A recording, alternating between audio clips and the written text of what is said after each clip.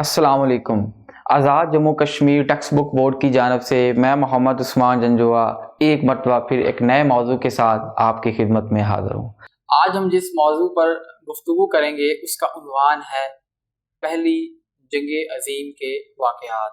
ہمارا یہ موضوع جماعت ہشتم کے باب نمبر 3 سے لیا گیا ہے۔ عزیز طلباء و طالبات، پہلی جنگ عظیم کا آغاز 1914 میں ہوا جب آسٹریا نے سربیا پر حملہ کر دیا۔ جیسے ہی آسٹریا نے سربیا پر حملہ کیا تو ادھر سے روس بھی جو ہے اس نے بھی جرمنی کے خلاف اعلان جنگ کر دیا، کیونکہ سربیا نے اور روس نے آپس میں ایک دفاعی معاہدہ کیا ہوا تھا۔ اس معاہدے کے روح سے روس کو بھی جنگ میں انوالو ہونا پڑا سربیا کی مدد کرنے کے لیے۔ ادھر سے جیسے ہی روس آیا تو ادھر سے آسٹریا نے جرمنی کے ساتھ بھی ایک دفاعی معاہدہ کیا ہوا تھا، ایک سیکرٹ ایگریمنٹ سائن تھا کہ اگر جنگ ہوئی تو جرمنی جو ہے وہ آسٹریا کا ساتھ دے گا، آسٹریا کو پروٹیکٹ کرے گا فرام دا فارن پاورز۔ تو لہٰذا جرمنی بھی اس طرح جنگ میں انوالو ہو گیا۔ اور انٹرسٹنگلی یہ بات یہاں تک رکی نہیں، معاملات اور بھی آگے سے آگے گمبھیر اور مشکل ترین ہوتے گئے۔ یعنی کس طرح یہ اتحادی سیاست جو تھی اس نے کیسے جو ہے، ہم ابھی ڈسکس کریں گے، اس نے کیسے جو ہے آہستہ آہستہ تمام بڑی طاقتوں کو اس جنگ میں انوالو کر دیا۔ تو ہم بات کر رہے تھے جنگ کے اہم واقعات کی۔ عزیز طلباء و طالبات، جیسے ہی روس نے جنگ میں جو ہے شامل ہونے کا اعلان کیا جرمنی کے خلاف، آسٹریا کے خلاف، تو ادھر سے فرانس اور روس کا بھی آپس میں ایگریمنٹ تھا۔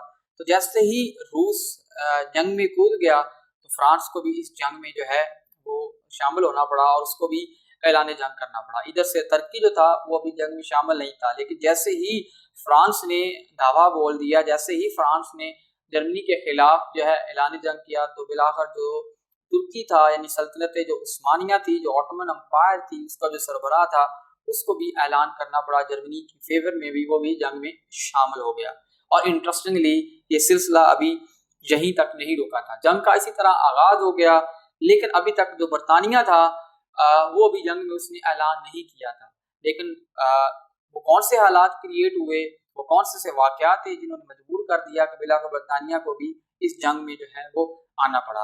عزیز طلباء طالبات، جو جرمنی تھا اب اس کا ٹارگٹ کیا تھا کہ وہ فرانس پر قبضہ کرنا چاہتا تھا، وہ برطانیہ کی طرف جانا چاہتا تھا، لیکن اس کے راستے میں جو سب سے بڑی رکاوٹ تھی، اگر ہم ان واقعات کا ذکر کریں، مختصر ذکر کریں، تو وہ بیلجیم تھا۔ تو لہٰذا جرمنی نے بیلجیم پہ کر دیا حملہ۔ تو ادھر سے بیلجیم نے جو ہے وہ معاہدہ کیا ہوا تھا برطانیہ کے ساتھ اور فرانس کے ساتھ، ان تینوں نے الائنس تھا کہ جیسے ہی جرمنی ہمارے اوپر حملہ کرے گا تو ہم تینوں متفقہ طور پہ جو ہے وہ دفاع کریں گے، ہم تمہارے پیچھے کھڑے ہوں گے۔ تو لہٰذا اس طرح کیا ہوا کہ برطانیہ بھی جنگ میں جو ہے وہ انوالو ہو گیا، اور آہستہ آہستہ یورپ کی دوسری بڑی طاقتیں بھی یکے بعد دیگرے اس جنگ کا حصہ بنتی گئیں۔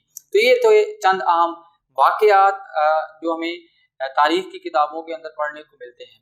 عزیز طلباء طالبات، 1914 سے لے کے 17 تک ہمیں اگر جنگ کے واقعات کو دیکھیں، ڈفرنٹ ڈیولپمنٹس کو دیکھیں، تو ہمیں جرمنی کا پلڑا جو ہے وہ بھاری نظر آتا ہے، جرمنی ہمیں زیادہ اسٹرانگ پوزیشن میں نظر آتا ہے۔ لیکن 1917 کے بعد کچھ ایسی ڈیولپمنٹس ہوئی، کچھ ایسے واقعات رونما ہوئے کہ جس کی وجہ سے جرمنی اور اس کے اتحادیوں کی جو پوزیشن تھی وہ کمزور ہوگی، اور بالآخر جو ہے اس جنگ کے اندر جرمنی اور اس کے اتحادیوں کو ایک عبرتناک شکست کا سامنا کرنا پڑا۔ اور اس طرح یہ جو جنگ تھی وہ 1919 میں ایک پیس معاہدے کے تحت، ایک امن معاہدے کے تحت اپنے اختتام کو پہنچی۔